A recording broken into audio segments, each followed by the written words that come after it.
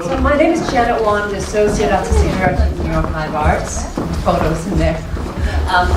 Thank you so much for coming to our third and final Open Spectrum of the season. This is our critical dialogue series, and we have had an amazing month celebrating brilliant women, makers, scholars, artists, and this is the final event of our March series, and I would like to welcome Brian Tate, who is our curator for this Open Spectrum series, and he will tell you more about what you can expect today.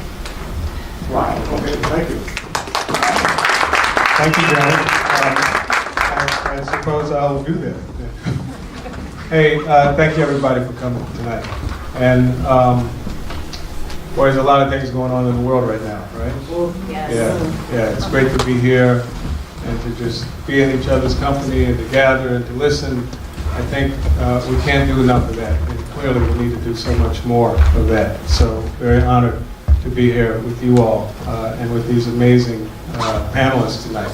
So we're going to do a couple of things. We're going to hear some remarks, and then I'm going to have a brief conversation with our moderator, and then we're going to introduce the panel. So to get things started, I think what I would like to do is simply read the curatorial statement for tonight as a way to introduce the evening. And I also want to say a special thank you to New York Live Arts for asking me to curate these last three programs. It's rare and it's so exciting when you find a cultural institution, or frankly any type of institution, that's dedicated to doing the people's work and also to presenting really radical and radicalizing performances in art, and that would be New York Live Arts with Janet and Bill and Kim and Hannah, and it's just wonderful people here. Okay, now that that has been said, you know, when Janet reached out to me some time ago to ask about, putting something together for March and Women's Month, and I thought about it, and finally this idea came to me, but I didn't have a title, I didn't have anything, I just had an idea of the people that would be great for it. And they very patiently would reach out about every week or so. You had a curatorial statement yet? Anything? So, when it came, and I will share it with you now. We have been told that America is in the grip of a national emergency. It is hard to argue with that assessment given the rise in hate crimes, family separations, mass shootings, income inequality, digital surveillance, and climate degradation. Those events are coupled with new pressures put on marginalized communities and people of conscience, as well as calculated attacks on journalism, science, history, and the judiciary. Strangely, the cry of emergency is unconcerned with any of those threats. Perhaps the issue is not the rocky waters we have entered, but the steering of the ship. American leadership has lately veered in two directions. Those who would see us turn inward and backward, and those who caution that a seasoned yet paternal hand is what's needed to guide us forward. The former is represented by the travel ban, the border wall, the rolling back of environmental protections. The latter is found in the aftermath of tough political campaigns, when urgency is given to reconnecting with disaffected white male voters over organizing with women of color who have tilted or decided elections. Wow. The demand for a different kind of leadership is found in the work of people whose communities have been painted as the other. Trailblazers have always existed, but too many were considered outliers or the stuff of history. Now they are rising at almost the same time, winning offices, directing institutions, and excelling in fields that had rarely welcomed them. Are they better understood as the harbingers of a movement? If that movement is meant to change the culture, does the new vanguard of arts leaders have a central role to play?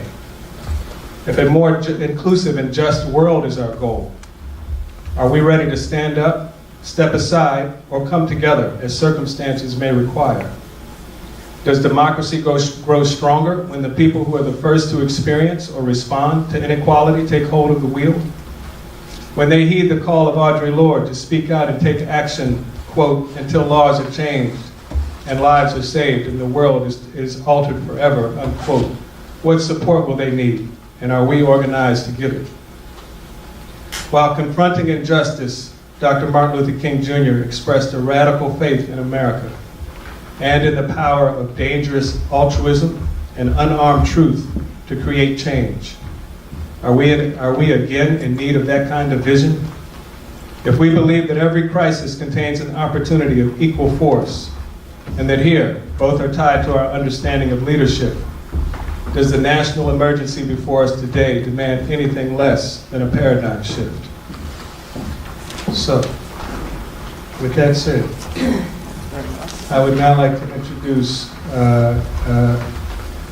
for opening remarks for tonight, please join me in giving a warm welcome to Sayu Bhojwani, founder and president of New American Leaders, which works across the country to build the power and potential of first and second generation Americans. I also want to mention that Sayu served as New York City's first Commissioner of Immigrant Affairs and is the founder of South Asian Youth Action, a community-based organization in Queens.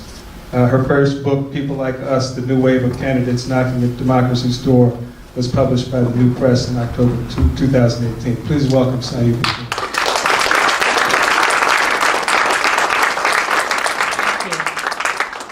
Sure if I'm the appetizer before the main course, or the main course before the dessert. I guess it depends on your preference. So I think spring is around the corner, and I thought I might try to be really hopeful in a time that maybe some of you are not feeling particularly hopeful.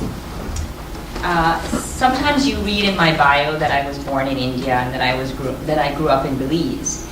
But I came to America as an international student and didn't vote until I was 30 or so. And then, as Brian said, I became Commissioner of Immigrant Affairs. And now I help people, train people to become school board members, city council members, and congresswomen. In my book, I tell the story of Isela Blanc, a Mexican-American who spent her first decade of life in America as an undocumented girl, living in poverty, bullied at school, and unsure of her future. Isela now serves on the Arizona House of Representatives. She was elected in 2016 in Arizona in the same year that Donald Trump also won the presidency there. I also share the story of Carmen Mendez, who grew up between Colima, Mexico, and Yakima in Washington State. She was the first in her family to go to college. Her mother picked strawberries in a plant that is now in the district where Carmen serves as a city council member. Embedded in my story, in Isela's and Carmen's, is the possibility and the opportunity of America, which is one truth of our country. But another truth, and one that we're feeling more so than ever, is that this possibility and opportunity are deeply limited by a system that wasn't designed to work for people like me and for people like us. We were never meant to succeed.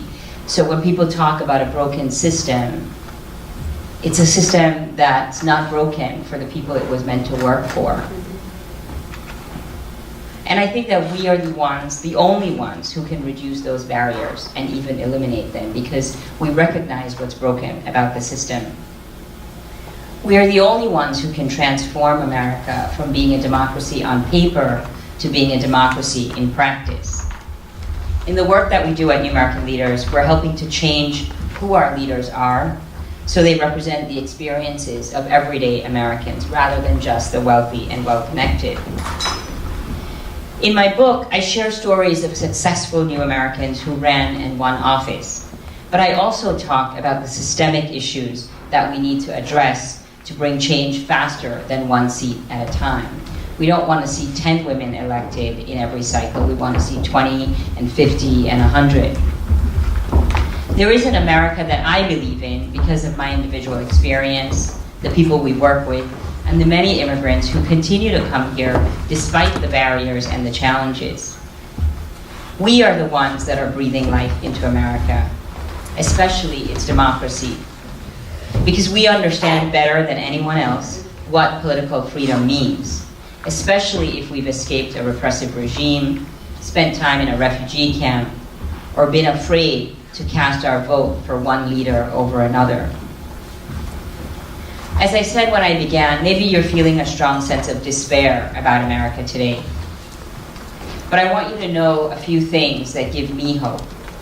First of all, more people than ever are applying to our programs to run for office. These are people who fit all the descriptions I described before, people who lived in refugee camps, people whose family members are undocumented, people who themselves were formerly undocumented, people who have every reason to feel that they should stay on the margins, but are in fact making sure that they are part of the mainstream conversation. Every single person who applies to our program is a first, second, third generation immigrant or refugee. So when we talk about the increase in numbers, it's exponential increases in people who are saying, I'm not going to stand by the sidelines. And we feel optimistic, despite the Muslim ban, despite the fact that our children, or people who look like our children, are being held in cages. We feel determined to show up and run. And that's because we know that our showing up is required in order for this democracy to work. It's required also of those of you in this room. And so I'm going to close by asking you to think about 3 things that you personally can do. I want to encourage you to invite someone to run for office. I want you to keep asking them, because I can assure you that it takes many, many asks for people who don't see themselves reflected in leadership, and who now, when they see themselves reflected in leadership, watch those people being attacked disproportionately. So I want you to encourage them to apply for a training such as ours or another's. I want you to tell them to start testing the waters, and I want you to promise them that you're going to write them your first check, their first check. I also want to ask you to think about attending your community board meetings and your city council hearings. These are not interesting things necessarily. They are places where decisions are being made, and decisions that affect us are being made, and they're being made often behind closed doors. So I tell people, I don't know if this is audience appropriate, but I tell them to take their friends and maybe a flask, but just show up. And don't show up by yourself, but show up in numbers that help our elected officials understand that we are watching what they do. And then finally, I want you to stop saying that politics is not your thing. I think maybe that's an appropriate message for an audience like this that maybe is here because of New York Live Arts, I'm not sure. But the fact is that politics is all of our thing. It's our thing because we live in a place that is shaped by politics. School funding, potholes, your roads, your parks, everything is decided based on politics. And I believe that together, if more of us participate, we can change what we think about when we think about politics. We think about it as a place that is primarily for transactional relationships. But I really feel that what we're seeing today in Congress, what we're seeing among the people we work with, is the possibility and the promise of more transformational politics. And the more transformational it seems, the more that many of us will want to be part of that action. And so I invite you to join the Democracy Party, and thank you all for having me.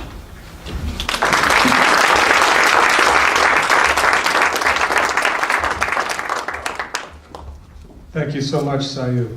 I think that Hannah, is Sayu's book available here to purchase? It's right outside. Wonderful. I encourage you all to buy it. We're going to do something a little different than what we typically do. Usually at this moment, we introduce a panel and begin a panel discussion. But this time, I'd like to call our moderator up because I want to ask her a couple of questions before we begin. Let me introduce a dear family friend, the Reverend Kaji Douša, senior pastor of the Park Avenue Christian Church in Manhattan. In the congregation's 206 years, she is the first woman called to this role. She is one of the very few young women senior leaders of important historic pulpits in the country. The Park is known as a congregation of fearless activism in New York City. I also want to say that Kaji's often fiery media appearances reflect her deep thinking, faithful perspective, and quick wit. She is on the editorial board for the United Church of Christ Still Speaking Writers Group, president of Yale Divinity School Alumni Board, and co-chair of the New Sanctuary Coalition. Please welcome the Reverend Kaji from Douša.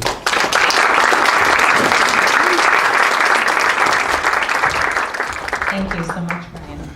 So, thank you for being here.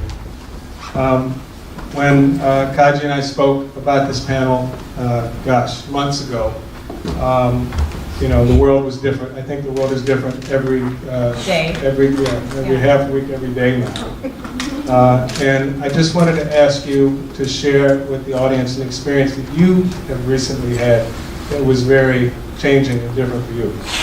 Thank you so much for inviting me to do that. And I acknowledge, as we're in this space, and I know many of you, that as I share my story, it is a blip on the broader screen of all kinds of ways that we are trying, that the administration in charge right now is trying to control what we do. So I'm a pastor of a church on Park Avenue. Park Avenue on the Upper East Side. We are the closest church to the Met Museum. I am not without power. I'm not without privilege. And I want to acknowledge that before I say anything more. And so what I'm facing right now as the administration tries to silence me, stop me, control me, is really a test for what we will tolerate in this country. And I feel that many of us in the room are also part of that test. So here in New York City, we just learned, thanks to the nation, Jimmy Tobias put out a beautiful piece last week that shared what ICE has been doing in New York City. ICE meaning Immigration and Customs Enforcement, in surveilling what they have called anti-Trump protests. Now, you just heard me say that name of that person. I probably could count on one hand the number of times I have said his name out loud. And that's a spiritual practice for me, because I believe that when you call on someone's name, you are invoking a spiritual power and a presence in your space that I don't want. It's not even a place where I look. What I look to are policies. I look to how we treat the most vulnerable people amongst us. And the organization that I co-chair, the New Sanctuary Coalition, that so many of us are part of, and thank you so much, Michael, for letting me borrow a sanctuary pin. You'll see this S as you walk around. And this S is all about sanctuary, which is a holy word, which means that we orient our lives towards sanctuary. We want to evoke sanctuary as a city in New York. And our leader, Ravi Rugbeer, who himself is very much subject to these same sorts of controls, they tried to deport him, and we were able to work on stopping that for now, in retaliation, obviously, for his leadership and his role in speaking out against the injustices of the immigration system that he has had to face for years, for 10 years, which means it's not tied to any one administration. Anyway, Jimmy Tobias put out this piece last week that showed that these anti-Trump organizations are being surveilled by ICE. And that includes when we stood in front of 26 Federal Plaza, which is where immigration courts and ICE is housed. That's where people are sworn in. Anyone sworn in there for your citizenship? Yes. So that happens there too. So it's not a horrible place, but it is a space that holds a ton of power over people. We went and imposed ashes, which we have done for the past 10 years, on people's foreheads on Ash Wednesday. ICE sent tons of emails that we have now seen surveilling this, talking about, mocking it, and so forth. We also learned that a number of other organizations, even a member of Congress, Congressman Espaillat, who's uptown, he also was being surveilled for his work. And so we know that New York City people who are perceived as so-called anti-Trump activists are being surveilled by ICE. Now, fast forward to the migrant caravan. When New Sanctuary, which has set up a beautiful clinic a pro se clinic which helps people figure out how to defend themselves in the immigration court system, said we're going to try to do the same thing for migrants as they're coming in record numbers to our southern border. We set up 2 pro se clinics similar to what we had at Judson Church here.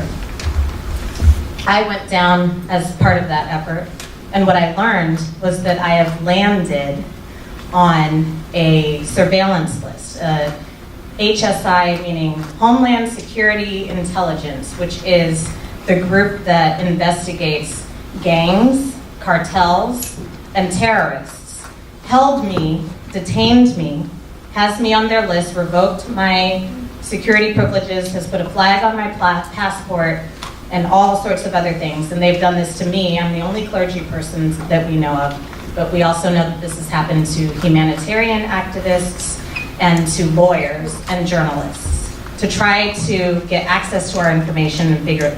I don't want to go into too much detail. Point being, New York City is on the forefront of being able to challenge these restrictions on First Amendment rights.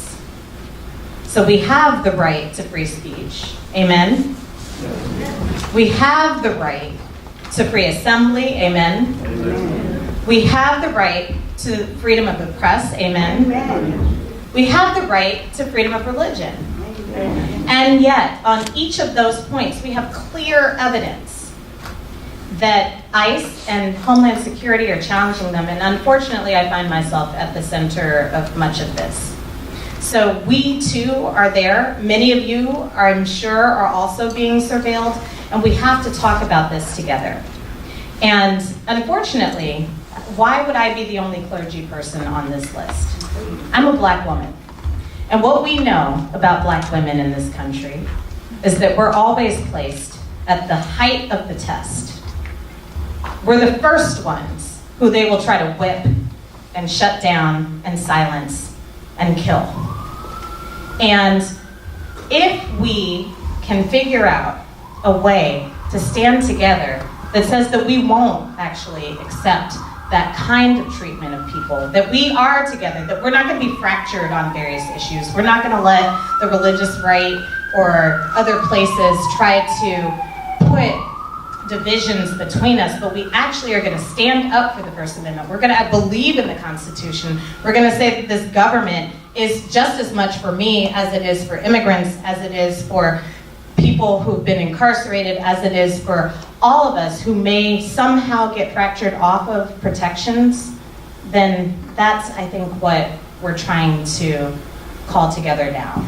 So we have this panel of amazing women, people who identify as women, people who have broken through the ceilings that have tried to keep us out of these spaces.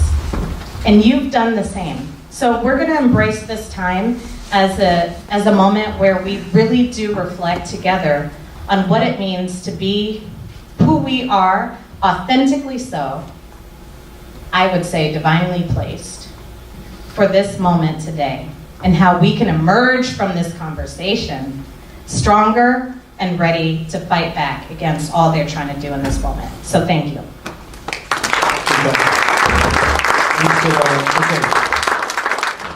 Please join me in welcoming tonight's panelists. Sarinya Srisakul has been serving New York City as a firefighter since 2005.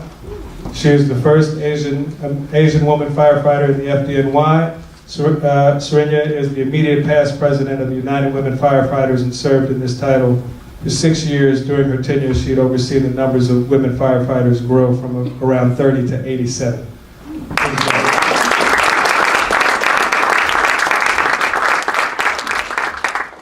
Aurora Flores is an entrepreneurial publicist and award-winning media consultant, writer, and producer.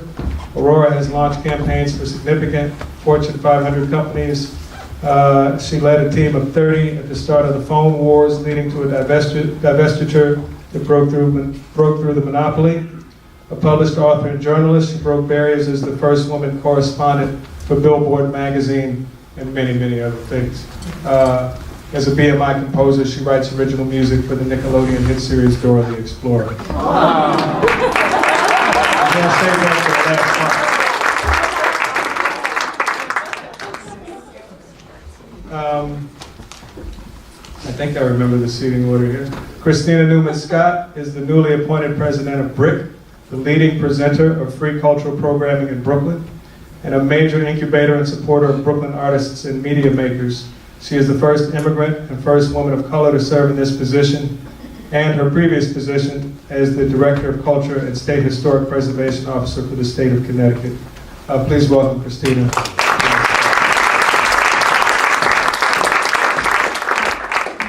We made the trek up here all the way from Brooklyn. We're so happy to have you. Lisa Lucas is the Executive Director of the National Book Foundation. Prior to joining the foundation, she served as the publisher of Guernica magazine and the Director of Education at the Tribeca Film Institute. Those are triple hits. Please welcome Lisa Lucas. So we'll do a conversation. Kaji will lead everyone in conversation, and then we'll have an audience Q&A at the end.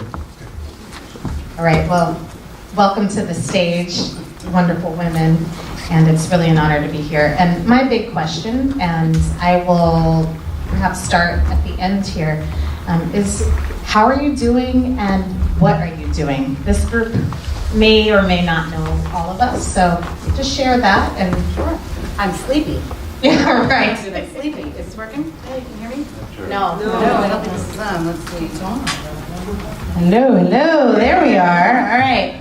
So I'm sleepy, is what I said. Or things have been really busy. But so the National Book Foundation is actually something that people don't always know what it is. Has everybody here heard of the National Book Awards? Yes. Yay! Well, that's the biggest thing that we do. But the foundation is actually a year-round nonprofit that celebrates the best literature in America, but also tries to expand its audience and make sure that books are culturally relevant. And so it's a tiny little organization. There's 9 of us. And that's a very big mission. And so we are a national organization, so we are in many different states doing lots of different work, and so hence the exhaustion. But we're good. You know, we're trying to get people to read and remind people that we already were reading. Like a lot of the times, I feel like my job is people will say, oh man, books, they're really dead, huh? You know, we're not doing well. Like, oh wow, you don't do that for the money. And to remind people that bookstores are thriving, that it's a multi-billion-dollar industry, that people are watching television shows that are made from really important works of literature, right? And that like that division between books or a romance novel and literature with a capital L that you're supposed to be wearing glasses when you read and talking to no one and looking real sad. There is no bridge between them. It is the same. It is a protracted experience with a piece of text. And we are hopefully all trained to enjoy those experiences. It's a fundamental form of storytelling. And so that's kind of that's the best way to describe, I think, what we do, is fighting the fight on behalf of the book. Well, before we pass it along, I'd like to go back to you're tired. And so part of the question is to be in this role where you have such a weighty task. I just saw, for example, that Stacey Abrams is a romance novelist. Yeah. Right? You know, how interesting. What is it about this work that can be exhausting, and how do you handle that? That's part of the how are you doing. Sure. I mean, I think the primary thing is like running a business, right? Like people don't think about nonprofits as running like an organization, right? Like you have to deal with your CPA, you have to, think about staffing and management, you have to think about the money going in and out, you have to schedule board meetings, you have to fly around and be the face of the organization that you're running, you have to make sure that the programs are effective, impactful, you have to write strategic plans, make sure that those things are implemented. And those are the large things that are exhausting about it. Running anything is really, really hard. Yeah, and I mean, it's really public facing. I think for me, I was just like always like just a book nerd. There's somebody in the house that has known me since I was in the 7th grade, probably 12, and can probably more firmly speak to my nerdery than anyone else. Very few people in the world remember that part. And so the idea was never to be public, right? It was just to do service on behalf of the arts, to do service on behalf of readers. and writers, and to make sure that something that I love and that I found deeply, deeply important and moving was something that other people have access to. And having to not only do the work, to do the labor, but also have to be out front is something that I hadn't really clocked for, right? And so I think when I find myself in like very intimidating circumstances, like having to give a talk or a lecture, or be in a room with a bunch of people that I did not think books would bring me to, you forget how much energy you need to rise to that occasion. I also like was a bit young on the side. I was on the younger side. I was 35 when I started talking to the board about taking the role, which was about 30 years younger than the person who was doing it before me. And while I was actually very prepared to do it, I was also I did not have the experience of doing it. And so there's this steep learning curve. And I mean, I just definitely feel like happily was kicked straight into the deep end of the pool, like straight in. Which I'm sure many of your predecessors also had to do, but the spotlight was more on you. It was different, you know. I mean, I think the fact that I'm a woman, the fact that I'm a black woman, the fact that I was a young black woman, like changed the reception. That was not, you know, it's like in books, which is like a very specific, obviously there have always been people of color doing profound and important work, you know, I mean, there's, you know, Marie Brown, Don Davis, there's like tons of people who are doing it. But when you think about sort of leadership of a lot of the literary nonprofits, the award cycles, it hadn't happened. Jamia had not gone in at the Feminist Press yet. You know, you don't have a Black Librarian of Congress yet. You know, these were, you know, Chris hadn't started One World yet, although he was killing it with all of the stuff that he was doing at Spiegel and Grau. And this is like very inside baseball-y book stuff. But, you know, there was a, like sort of a seismic shift in book publishing that happens starting in 2016.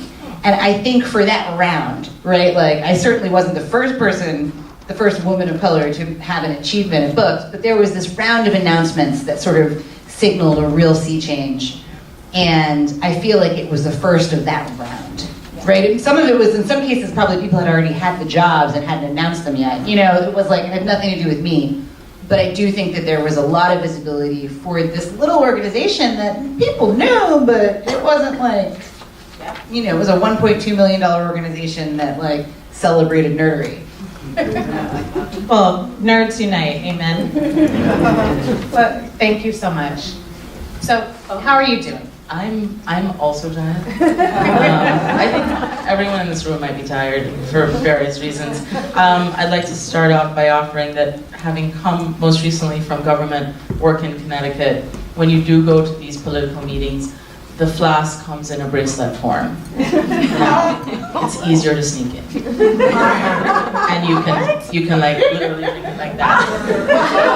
I'm just saying, from experience, the constituents that I met, they have them. For good reason. So my husband, myself, and our 2 young girls moved 6 months ago from Connecticut. And it's funny because earlier in the green room, was it you? Somebody, one of you said to me, oh, yeah, it was you. You're like, yeah, well, that's good, because that's like urban. And, you know, to urban, I'm like, yeah, no, we thought that Hartford, Connecticut was urban.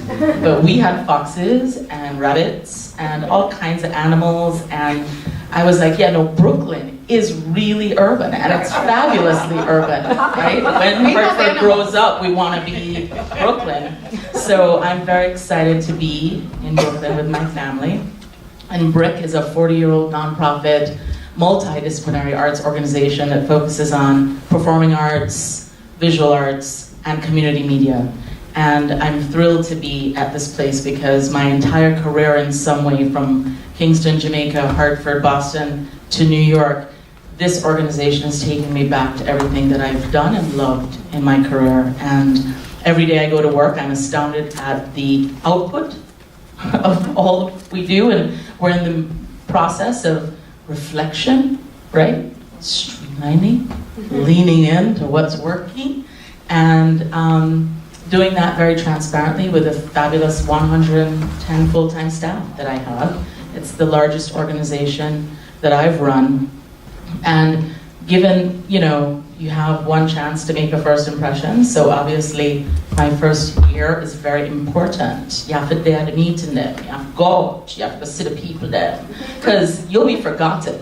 And most of the good stuff, as I'm sure this room knows, and this panel, happens after 5. And I learned in politics, real quick, working for a mayor and a governor, that if you aren't at the place after 5, that policy is going to get written without any input from you. So you just be FYI about it the next week or the next day. And I vowed to myself, as tired as I was going to be, that that was not going to happen. And so I'm trying to keep that promise. Wow. So if you have sleeping tips, see me after.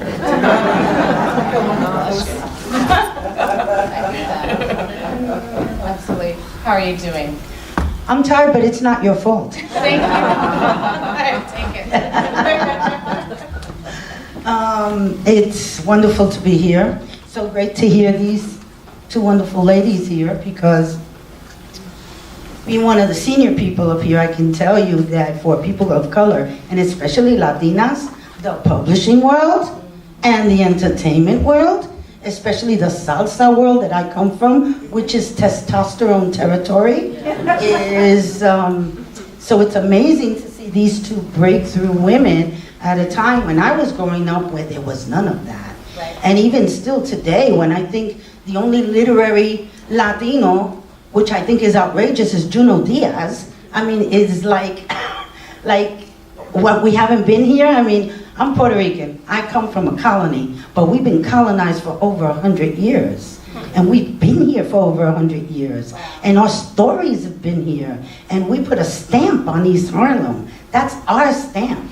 You go to East Harlem, I mean, I love some of the black comedians when they talk about Harlem, and they go, you know, those Puerto Ricans, we gave them a little piece of Harlem, look what they did. You know, that's right, we kept East Harlem, and we stamped it with our music, and we stamped it with our food, La Marqueta, our identity. I mean, La Marqueta was the place everyone went to before there was a Goya aisle in the Hamptons. I mean, back then there was no Goya. That was the place you went to if you wanted to get plátanos, if you wanted to get any kind of the spices that we have, or even pork and pork loins. And it was amazing because it was Hasidic Jews that used to sell it to us. So it was,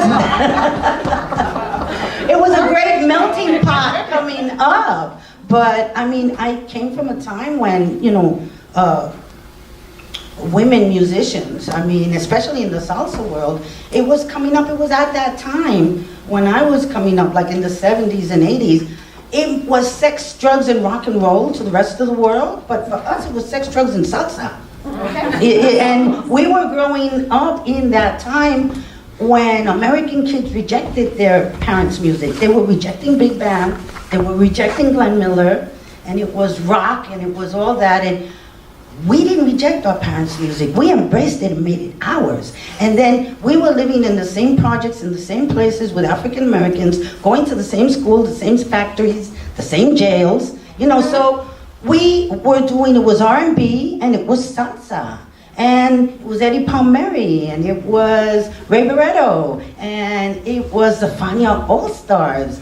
And there was a time, I remember from the mid-70s to the 80s, we not only had an official salsa day, it was an official salsa month. And the music was, it was part of our identity. It was who we were. And it was one of the only things we could hang on to.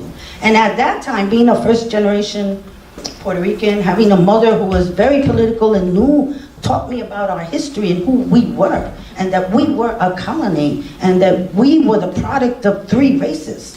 We were products of enslaved Africans, of Indians that they committed genocide on, and of Spaniards. So she was real good in teaching me that. And I have to tell you, the mothers, our mothers, I give my mother a lot of credit for raising me at a time and in that place where it was so male dominated, and there was no Me Too movement. And you were just thrown in there, and it was like sink or swim. What do you do? You know, and these guys, I mean, you look at that R. Kelly interview, I look at that, that's a symptom of what's already there.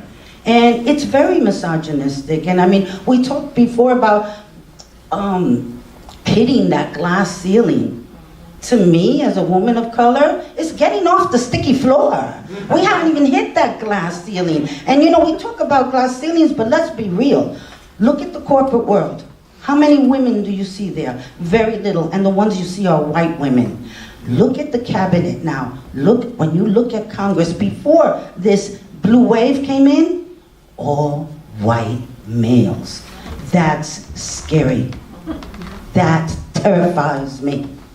And what is going on today with everything, even with the way we're being surveilled, ICE, our reproductive rights, everything. It's like, when I came up in the 60s, I thought by the time I was in my 60s, we'd have such a progressive world that we would eliminate racism. I mean, I marched against Vietnam. I marched for civil rights. I marched for women's rights. I remember when there was first Planned Parenthoods and birth control pills and now to see that was like practice for what's happening now. That's how I look at it. That was practice. What's happening now is even more, and I first saw it when I was in the newsroom. I was at Eyewitness News when it was the Carter-Reagan election, and I swore, America's not gonna vote for a B actor. How could this be a guy who was on, his claim to fame is that he did a movie with a monkey? I mean, that's not gonna, and look what happened, and look where we are. Amazing. No one ever went broke underestimating the intelligence of the American people, right? How are you doing? I'm actually doing fine. And I think it's because I'm no longer president of my organization since January 1st. So I'm like, ooh, yeah, I definitely was that tired woman. But I just want to say how great it is to be on a panel of women of color, especially because my day-to-day, this isn't my day-to-day, so this is really great and empowering. Like Brian mentioned, there are 87 women firefighters in New York City. That's out of 11,000. And when we speak about 45, you know, I never say like he's the problem. He's the symptom of the whole issue. So the 11,000 guys that we work with are part of that system, part of the supporters, you know, because once, you know, he did get elected by people, and those are the people we work with.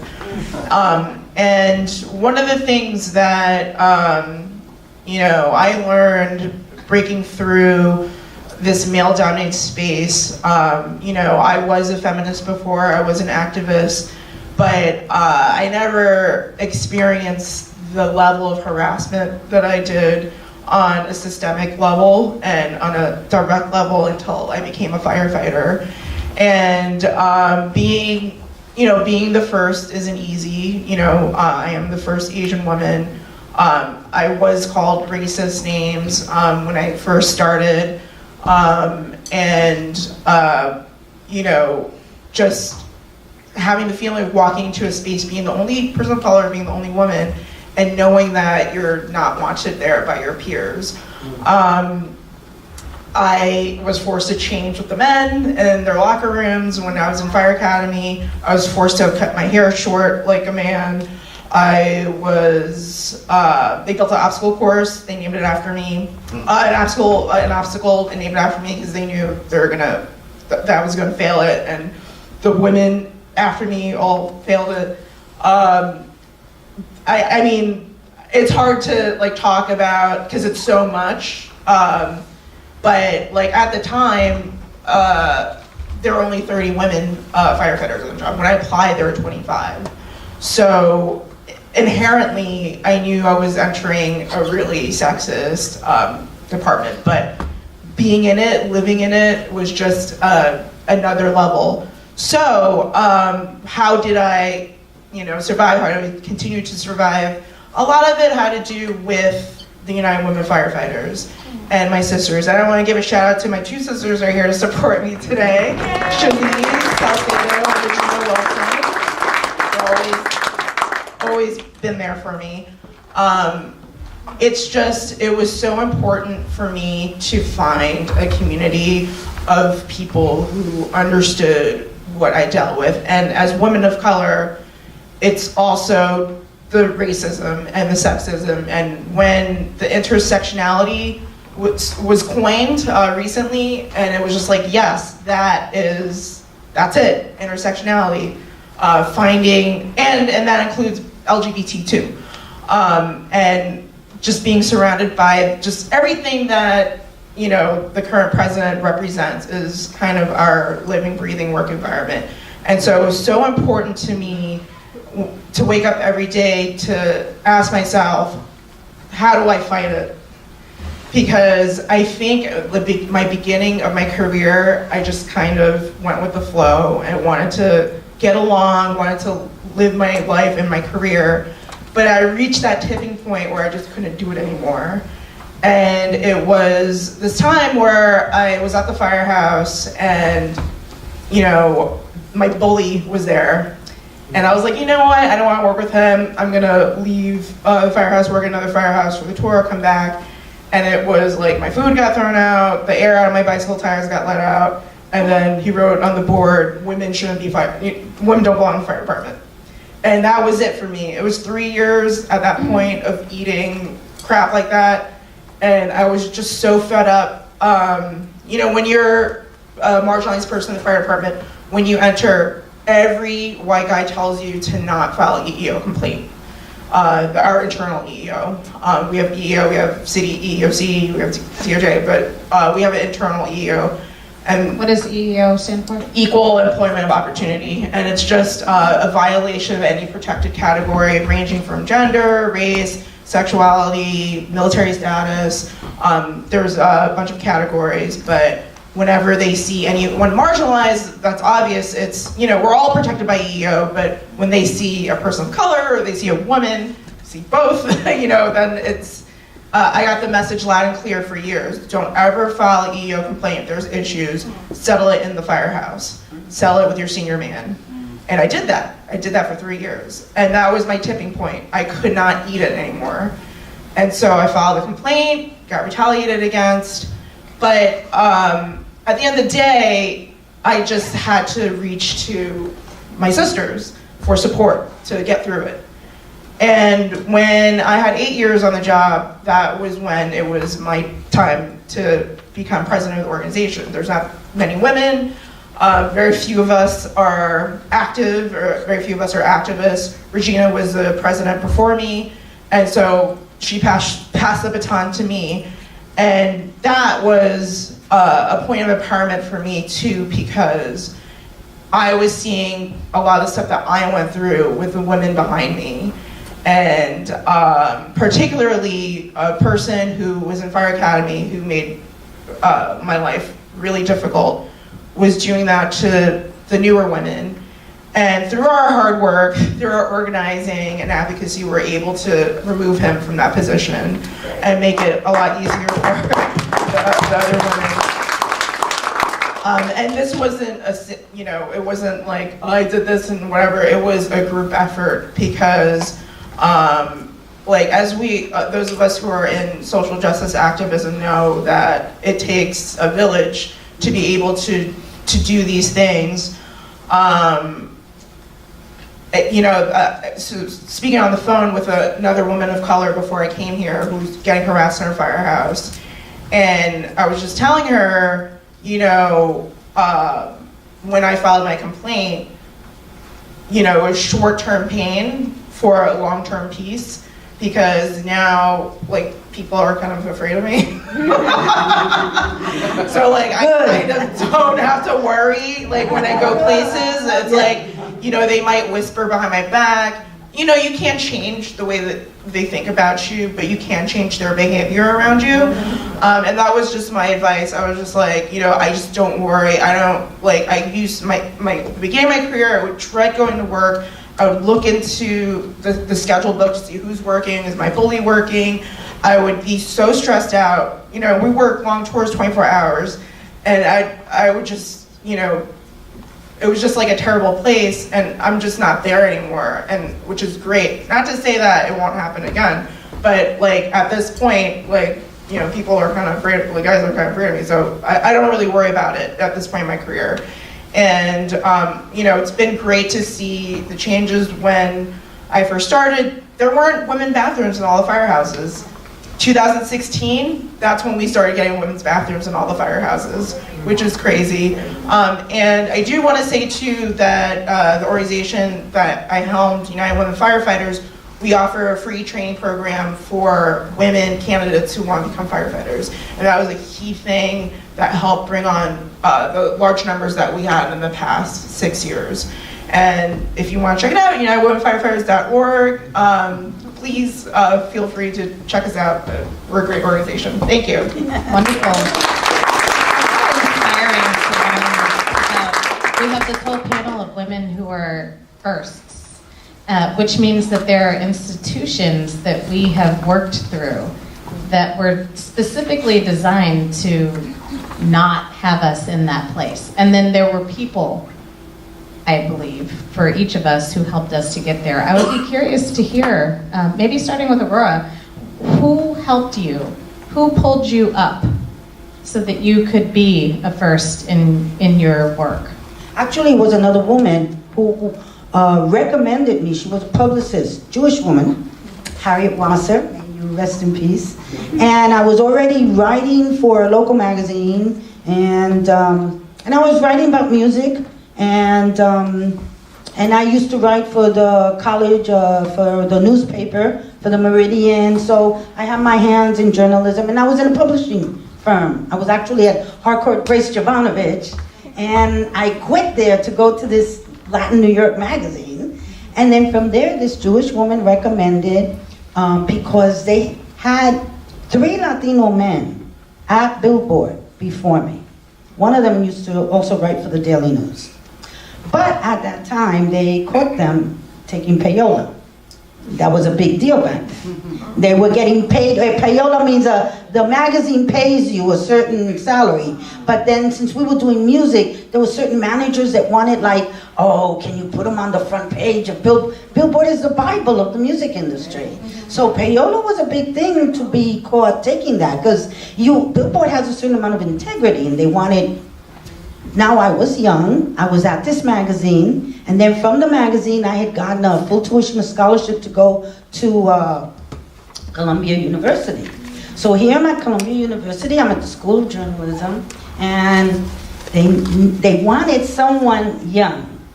And because I already had the music background, I already had a byline, and I was starting to work for Billboard, so I went in those days you had to take a writing test. They don't do that anymore, I don't know why, but you had to take a writing test. So I took the writing test, and I got the job. And I was the first woman to break in there. You know, there were no women music correspondents. And at the time, I was the music correspondent for Latin music. They were still calling it Latin before salsa. And their R&B writer had just left. So I got to do R&B. And I got to interview Stevie Wonder when he did Songs in the Key of Life. Yeah, my favorite album in the whole wide world. It's still the apex of his career. And I got to interview, and of course I got to interview all these great Latino acts. Celia Cruz, baptized my son. I forged this, and of course Celia became a great supporter of me too. And so she did their first American interview on WBAI. I did that, translating everything she said. And she, to me, was an inspiration, because if you just saw her funeral up Fifth Avenue, this was a black woman that came from Cuba, from a working class environment, from a time she told me when she was little and had no shoes. And she became a worldwide icon and had the only funeral and St. Patrick's with Patti LaBelle and everybody's singing, and she didn't know a lick of English. And she's in a mausoleum in Woodlawn Cemetery. And I have to tell you, this past September, I got the opportunity to do a tribute to her in front of the mausoleum with my band. And I was introducing some other younger singers, because I always like to have other women in the band. And it was such an amazing thing. But again, back then we don't have mentors. And from the music industry, I went into mainstream media, eyewitness news. And there, that was another level of racism. Because here I'm dealing with gangsters. You know, in the music world, it was gangsters. I'm dealing with gangsters. And basically, I was the nerdy girl. I was the Columbia University girl. I was a radical. I had, you know, we had taken over Lehman College to get Black and Puerto Rican studies. So I walk into this agent's office, you know, with a pea coat and a turtleneck and my long hair part in the middle and no makeup because that was a male chauvinist tool for subjugation. And yeah, and they look at you and they're like, you know, how old are you? Do you have tits? You know, what's... but they were gangsters, you know, and my mother had taught me, if you're gonna walk around in front of a bunch of hungry dogs, do not eat a hamburger. So I never wore miniskirts, I never wore halters, I was always like dressed from top to bottom. And because I had the pen, I got respect, because I had the pen. But then when I went to Eyewitness News, that was a whole nother level. Now I'm dealing with this, I have to tell you, the news and the advertising agencies, this is what forms the opinion of America. And it's all white. I was the only Latina there. And while I was there, and then there weren't that many women either. They would have conferences and you'd go to the assignment desk and excuse me, oh, okay, the younger kids are in the back room. And I could hear them doing the assignments and it was like I wasn't even there, you're invisible. So they're talking, they're saying, oh, it's one of those conferences again. Let's send Jane or Aurora to go cover that. But this was their attitude.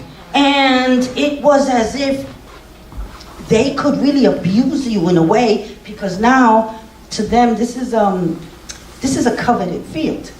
So when you're there and you're a woman, you need to do, and I'll always remember this one producer who came up to me, and he intimidated everyone, and he cursed at everyone. But I mean horrible. And I gotta tell you, the gangsters didn't do that. The gangster, interesting, yeah, they didn't do that, you know. They respected you as a woman. This guy didn't respect anybody.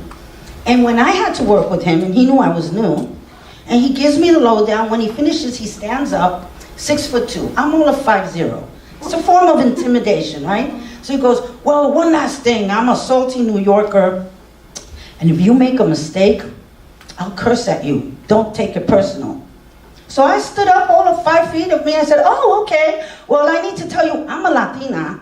And the way I was raised, if a man curses at me, I slap him. So don't take it personal. He never cursed at me. But these are the kind of things we have to do on our own. And also, see, back then, there were not a lot of women. So the women that are there, like what you went through, the things that we go through, they don't teach us when you go into the work environment how to deal with this. And it's just there. It's like they think we're there for the pickings, we're there like part of the perks. I mean, I would hear musicians talking that it was about, you know, when they got into the club, they got free drinks, free drugs, and free pee. And that's how they looked at us. They objectified us to be parts of the body, not a whole person. Sure. And then they would be amazed that I would write an article and had full sentences, you know? Oh, that I could actually analyze the music was amazing to them. And even later on, after I was in Dora the Explorer, and after Celia died, I decided to do my own band after I'm older. That's another set of not only as a woman, but now as an older woman. You know, we're having a band, and quite frankly, because of the music industry, the way it's been, my band has done pretty good. So I've gotten the ire and the jealousy of musicians that used to be my friends, who aren't my friends anymore. But I have to tell you, the older guys, the legends, the guys that I ran with, the guys that are still around, they were supportive. They gave me the support. I think it was the people more my age and my colleagues that have this horrific animosity towards women who are on their level. Well, this is something that I have heard, and I'd be curious about others' experiences as well, is that sometimes the people who help us to make it into these spaces are unexpected allies. Sometimes you might think it's the people who are from the same background we're in who might pull us along, and they might. But then we also actually probably depend on others who are quite different from our backgrounds to be the supporters who get us through. Kristina, have you ever experienced that? Yeah, I mean, when I think about this question, it's interesting because really and truly, when I moved to America in 2005, it's my mother that pulled me up. In every position I've had, none of them came easy. And because they're in arts and culture, the assumption is that, oh yes, artsy, it's just so easy to do that job. But there is one woman in Jamaica, when in 2000 I was doing my final year show, and I was a painter. And so my final year crit, we had 2 guest curators or kind of, guest instructors. One was Leslie King Hammond from MICA, and the other was Deb Willis. And I didn't know who these ladies were. I was just trying to keep my diapers on so I could get through the day. I was just like, oh. And I remember Deb Willis both of them are wonderful to speak with, but Deb Willis kept interrogating me about why I was doing this work, and she was very curious and really asked me to talk about my work in a new way. I had never been asked to talk about my work in that way. All the men that were heads of the art department in Jamaica could give 2 craps. And she wanted to stay in touch with me. And so we emailed, and I just remember leaving that moment thinking, I really do have a perspective. I've had the head of the painting department tell me to take my crap off the wall, it was, But it's interesting because from my first job in Hartford, which I got very much, they benefited, we both benefited, but I knew, I've been really cognizant of the role I've played in every job I've had. My first job, I looked better for them on grant applications, because here you have an immigrant, biracial, my mom's South Asian, my dad's black and Jewish. Check, where the box them, check, check, check. You want some diversity, check, check, check. So I got to be that person. I've been the first woman of color and immigrant in all of my jobs. Wow. And I hate that. My job is to figure out who my replacement parts are. If you find me in 10 years and I'm still this first please choke me, because I don't want to be that person. I don't want to be that person. And just today, one of my colleagues at Brick and I were talking about the fact that our children, I have a 9-year-old girl, she has an 8-year-old girl, and she has a 6-year-old son, are seeing this world in a very different place. She happens to be Caucasian, and her little daughter comes to work and sees me as the president, right? Just a minute ago, that was not even possible. Her little daughter has no understanding that that wasn't possible. And my daughter, who's 9, has no understanding that that's not possible. She sees how hard I work. And so for me, my mother has taught me always to be in my skin.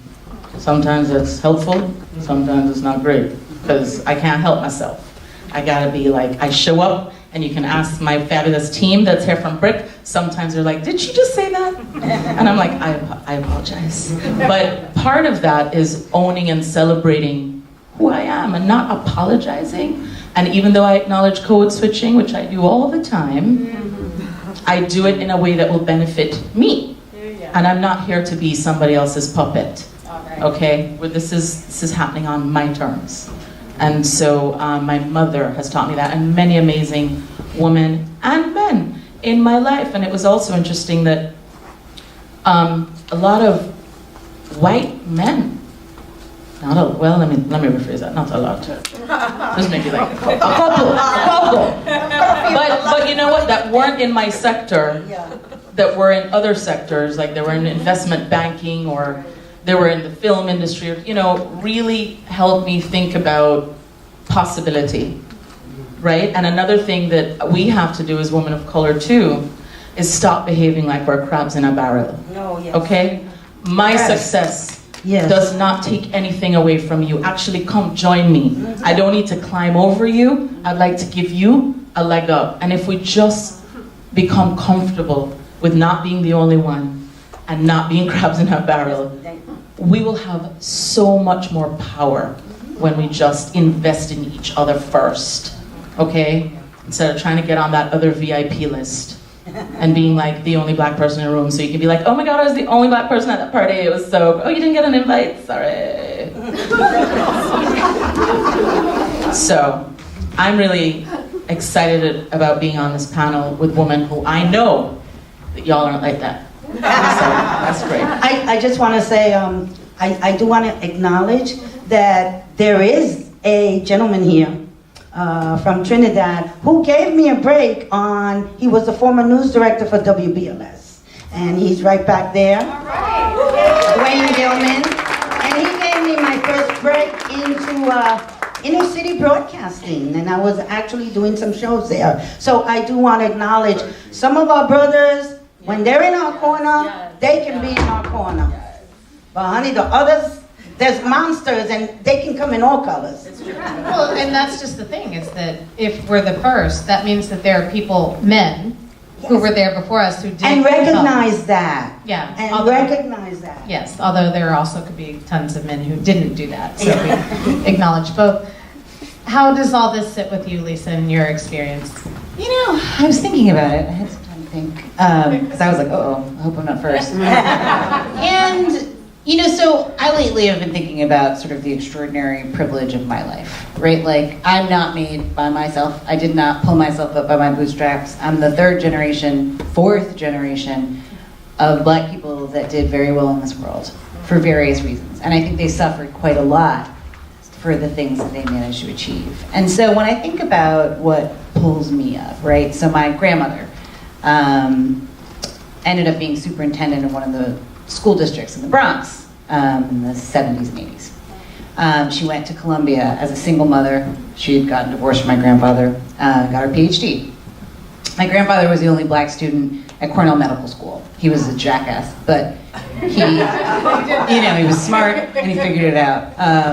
My grandfather got his PhD in psychology on the other side, and my grandmother went to the University of Chicago, where I went, and my mother went when she was 16 years old, and got 2 master's degrees, right? So this is a family, right, where, and they were all born in the 30s.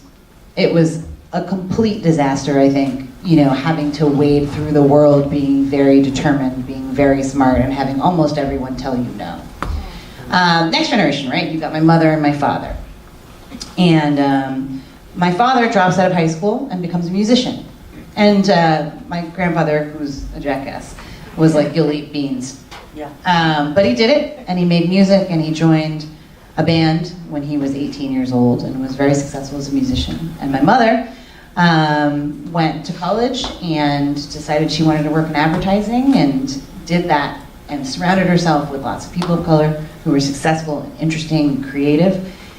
And my father the same. And I grew up, and I was like, in my memory, like outgoing, scatterbrained, kind of nerdy, you know, weird kid, you know.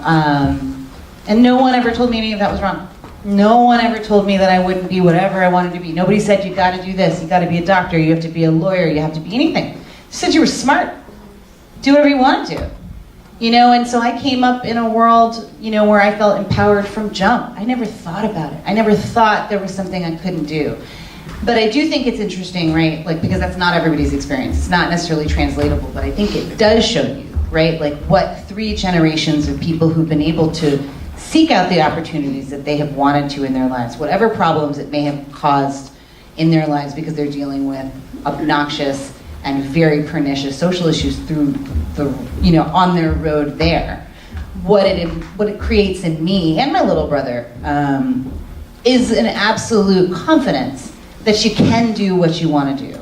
But at the flip side of that confidence, right, like you also, that idea of sort of, I don't want to be the first anymore. It's not even a second thought that you're opening the door and letting everybody in behind you, right? Because you want everyone to grow up and feel the same way that you feel, right? And that is 100% not to say that I don't feel like a woman, that I don't feel black, and I don't feel like all of the discriminatory things that happens to me because I am a woman and because I am black don't happen.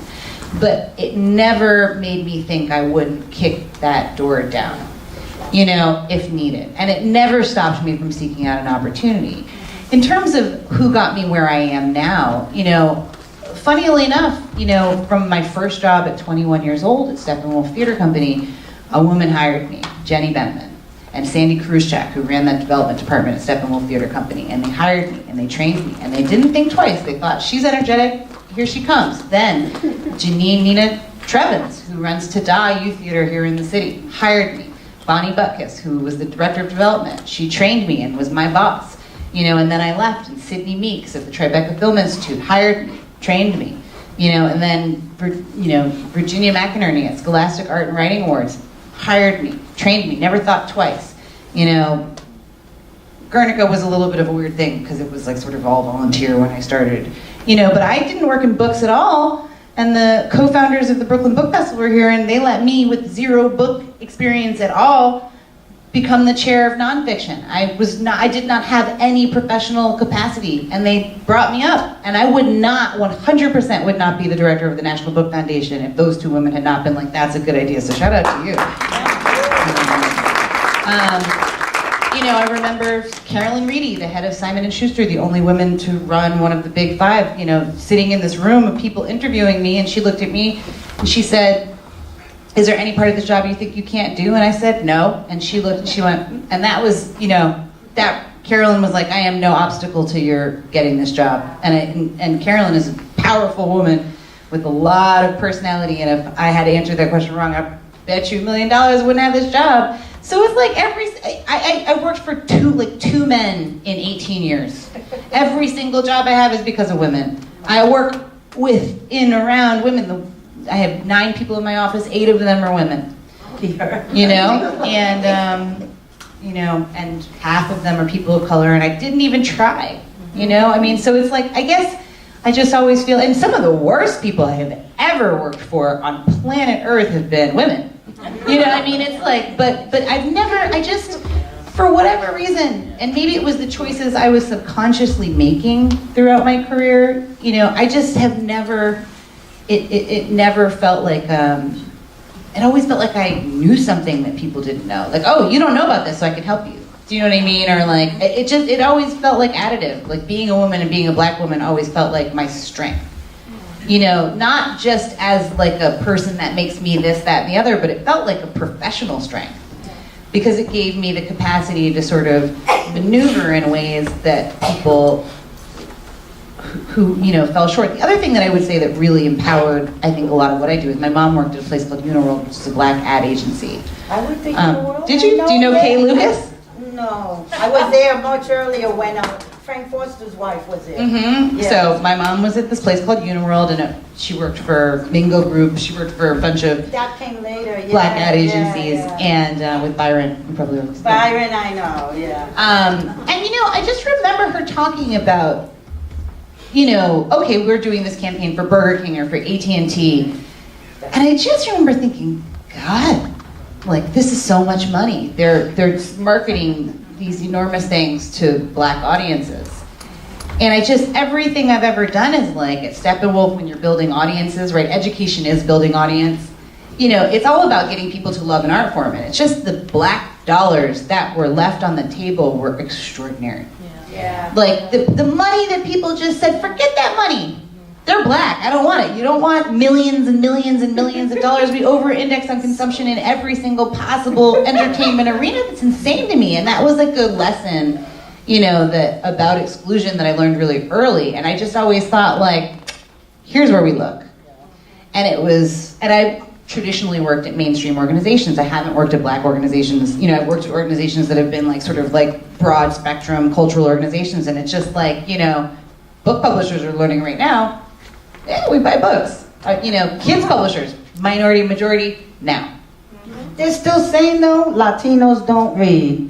Because you don't know, I've got 2 books out there, and they're like, oh, Latinos don't read, all that. It's unbelievable. Yeah, these biases are not serving any of us. Still like, you still gotta, publishing is real tough. But I want to give you a chance also to tell us about who the folks were or what the experiences were that lifted you into this very difficult space to Yeah, definitely, like I mentioned earlier, the United Women Firefighters, the women who came before me, particularly the women who, there's one woman, Brenda Berkman, she's credited as the first woman firefighter in New York City. She started in 1982 and she founded the organization. She's still around and she still contributes to the organization, even though she's been 10 years retired. And a lot of the other retired women too, because I think a lot of them didn't want to, they went through a lot worse than I did. I mean, rape, sexual assault,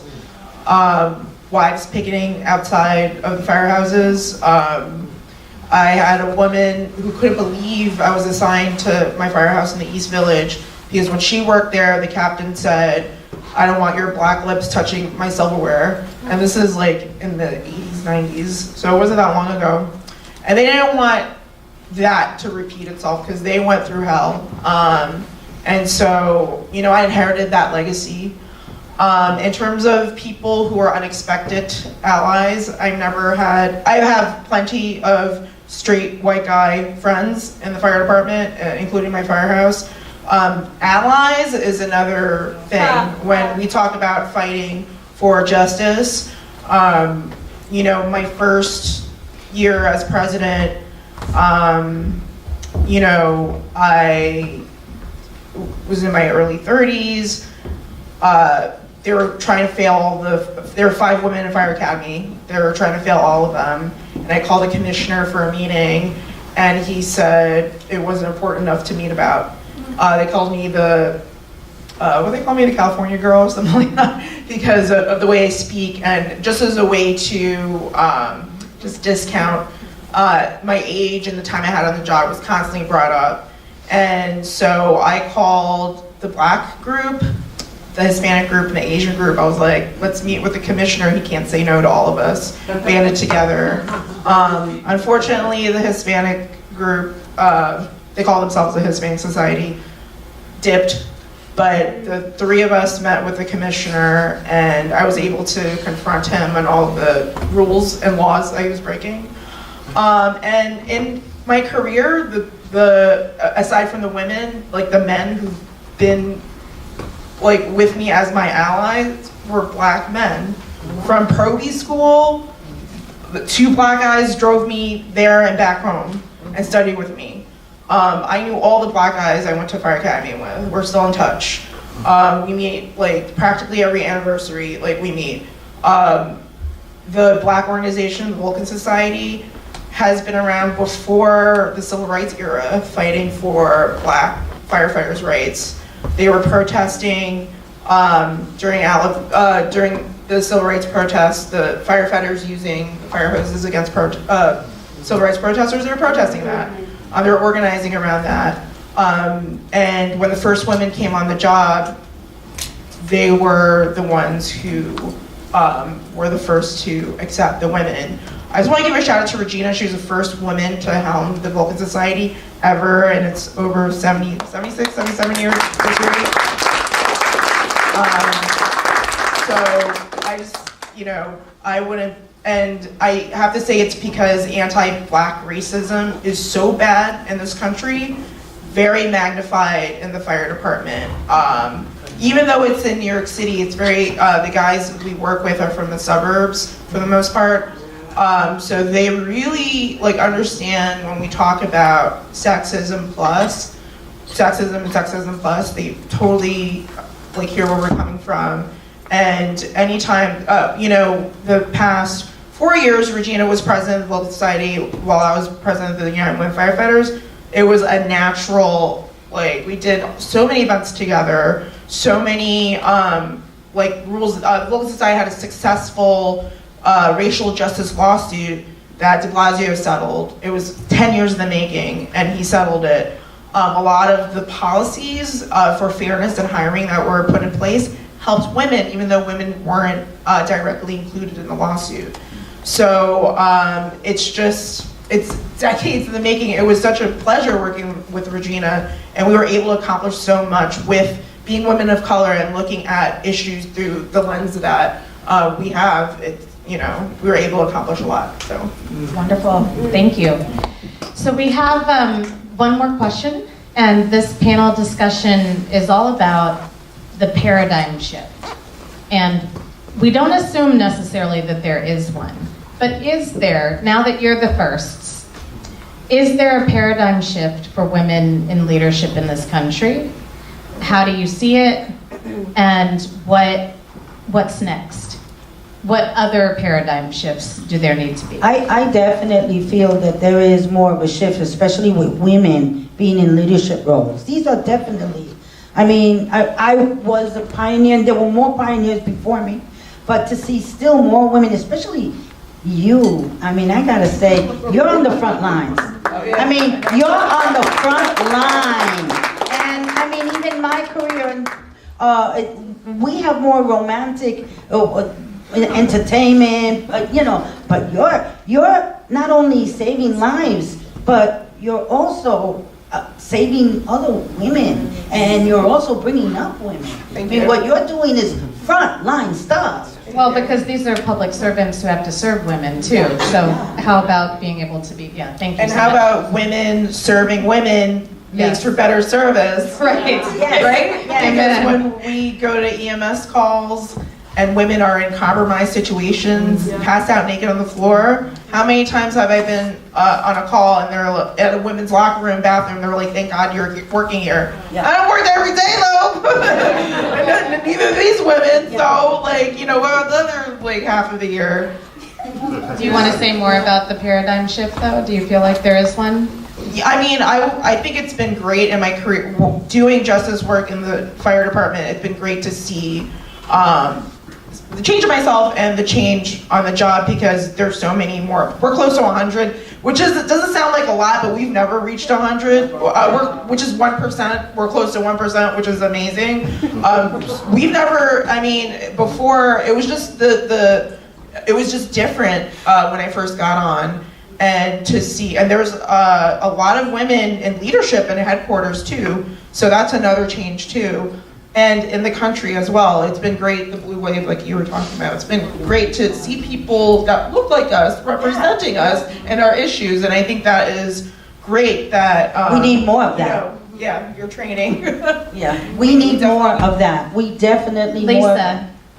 The optics of women in leadership roles has changed, right? Like you were able to see more women in these roles. Like I grew up and I saw women doing things that made it seem possible to me. Whether I could have been wrong, I could have been stupid. You know what I mean? It's like, but I still would have been like, I can do whatever I want. Because I saw that as a possibility. Because we know that lots of people who don't necessarily have any sense or any business doing anything see all of these people that look like them and say, I can do whatever I want, right? I grew up and felt just as entitled in a lot of ways. And I think that we are all looking at congresswomen. We are all looking at senators. We are all looking at leaders in business and in, civil servants doing all of this thing, and it's also visible and it changes. It's like I think we're impatient because we want it all to change now. It's got to stop being bad, except that we have to have some faith in the exponential rate in which things change when the optics of what is possible for any given person start changing. Now, obviously, there's a lot of disenfranchisement that's happening. There's a lot of barriers that are in place, but it is really easy to jump right over that hurdle when you've seen 100 people on the other side of it. Almost 100 women firefighters, right? When there's 3, do you know how hard it is to say I want to do that? When there's 100, it's still pretty hard. When there's 1,000, it's an unusual choice. When there's 10,000, it's just a thing you feel like being when you grow up, and that's the movement that we're going towards. But it's like, but every single person, right? Every voter that's excited about a candidate brings 2 people with them to the polls, right? That's what they say. 1 person brings 2. Yeah. And every person, and hopefully with the visibility of the work that we're all doing, and that lots of women are doing, like I can bring hopefully 100 women behind me. And if we all do that, then and use our voice as well, and create opportunity, and make ourselves, and share, the lessons that we can, whether it's directly or indirectly, then I think that really changes the game. It doesn't happen overnight, and I think we're really done with it not happening. And I think that that's a whole other issue, but I do think that if I just get up and do my job every day, and let people see me doing my job, and I do it as best I can. And then hopefully that's going to inspire a young person who's going to be like, because everything I did, everything I am is like based on just copying off of women I respected. Like, it's just like, I want to do what she does, you know? I want to be like her.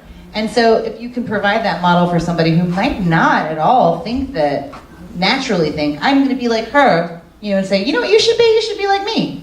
Yeah. Then you're doing, that's the work. Like, That's it's like the when, motivation of inspiration. right, Yeah. you know, and that's meaningful. It seems dumb. Like sometimes it's like inspiring women, you know, it's like sometimes you do these things where it's like inspiring women talking about their jobs. And it's like, I don't know, I'm irritated and I don't feel like dealing with my staff yelling at me today and everything's a mess. I don't feel very inspiring. But you have to remember that that is actually part of the activism, right? Kristina, you get the last word.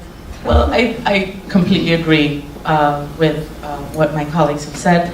I would add that, you know, I think, yes, of course there's a paradigm shift. I mean, it's kind of sad that, you know, we're sitting here in 2019 talking about this friggin' paradigm shift. But, you know, we're here, we are, right? And it's important. And I am a part, 50% of me is like, yes! And 50% of me is just like, you know, I feel like a 13-year-old being like, shh. Because, you know, I would like to, you know, as women, I don't know if you guys in this room feel like this, sometimes I feel like the world wants us to always be on. Yes. We always need to be on, and we're on as a mom, and we're on as a boss, and we're on, and a lot of times when you're a woman of color and an immigrant, your stories have already been predetermined. They've figured out your story, so you don't even have the opportunity to tell your own story, because they've already figured it out for you. So just come and like turn on and do this song and dance as the good little Jamaican girl that you are, so that we can like get a kick out of it, and then maybe we'll give you some money or whatever. But like, I feel like the paradigm shift will truly happen when we stop having to parade ourselves, and that we don't have to validate ourselves. And, you know, umpteen hundreds of years here on planet Earth, for God's sake, like, no one would be here without us, right? Like, we've got the parts that like bring life and stuff. So I'm just saying, like, we're pretty important. And I feel like, I mean, I love this conversation, but I do want to, let's not empower this idea that we have to validate our existence in this time. Like, you know what I mean? Like, we're here because you are experts, you are knowledgeable human beings, and you're bringing your whole selves into the room when you come into the room, and that's it. Don't matter what we look like. When that happens, then the paradigm shift is truly happening. Amen. What a wonderful close.